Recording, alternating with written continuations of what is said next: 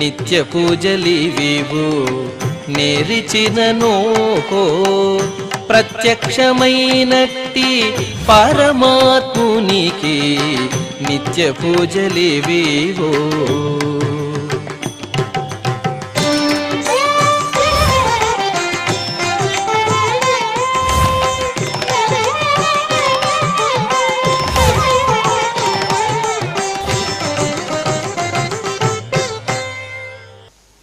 ఓం నమో వెంకటేశాయ. ఈరోజు మంగళవారము, శ్రీ క్రోధినామ సంవత్సరము, దక్షిణాయనము, భాద్రపద మాసము, శుక్లపక్షము, చతుర్దశి తిథి, శతభిష నక్షత్రము, సెప్టెంబర్ 17, 2024.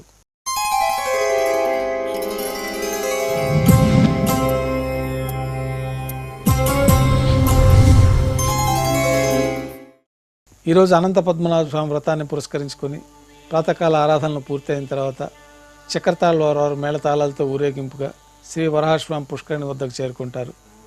చక్రతాళ్వారు వారికి వైభవంగా తిరుమంజనం నిర్వహించి అలంకరణ జరిపి నైవేద్యం పూర్తయిన తర్వాత మేళతాళాలతో ఊరేగింపుగా శ్రీవారి ఆలయంలోకి చేరుకుంటారు.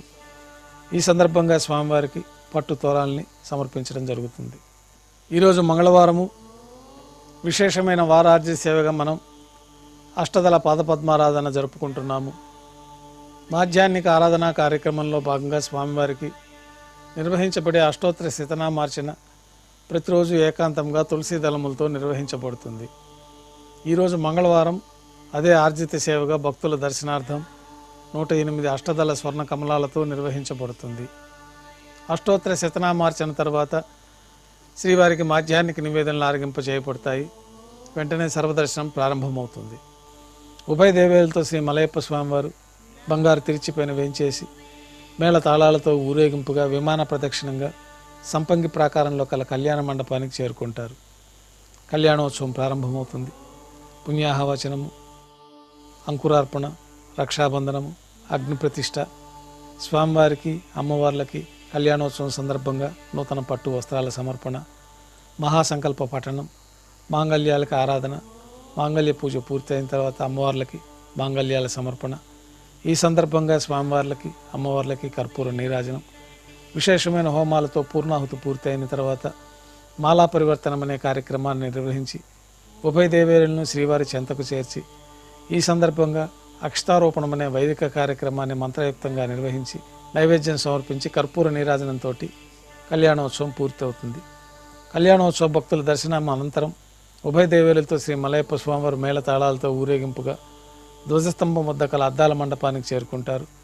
వేదపారాయణ నడుమ అద్దాల మండపంలో ఊంజల్ సేవ నిర్వహించి కర్పూర నీరాజనంతో ఊంజల్ సేవ పూర్తి చేసుకుంటారు.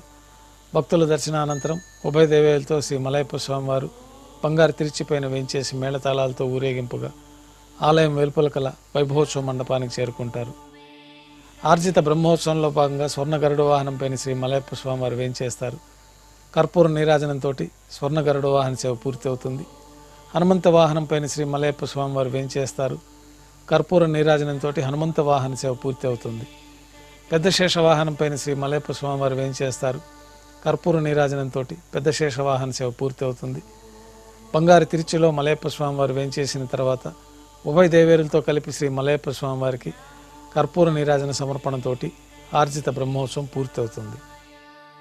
సాయం సంధ్య వేళలో 1000 దీపాలతో అలంకరించబడి ఉన్న సహస్ర దీపాలంకరణ సేవ మండపానికి ఉభయ దేవేరులతో శ్రీ మలయప్ప స్వామివారు చేరుకుంటారు. వేదం, గానం, నాదం నడుమ సహస్ర దీపాలంకరణ సేవ జరిపి నక్షత్ర నీరాజనము, కర్పూర నీరాజన సమర్పణతోటి సహస్ర దీపాలంకరణ సేవ పూర్తి అవుతుంది. ఉభయ దేవేలతో శ్రీ మలయప్ప స్వామివారు బంగారు తిరిచిపోయిన 4 తిరువీధుల ఉత్సవం జరుపుకొని భక్తులను అనుగ్రహించి ఆలయంలోకి చేరుకుంటారు.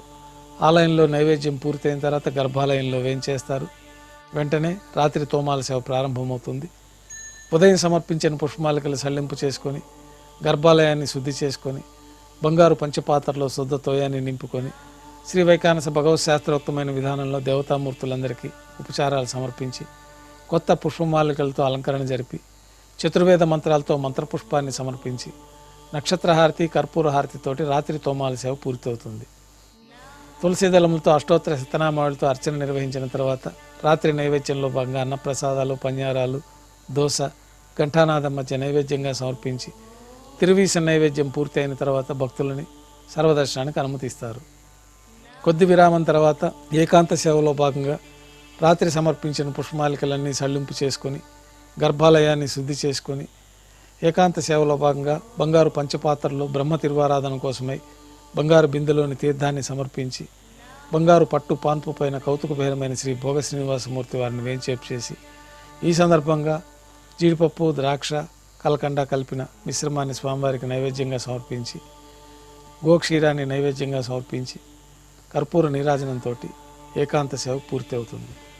ఓం నమో వెంకటేశాయ.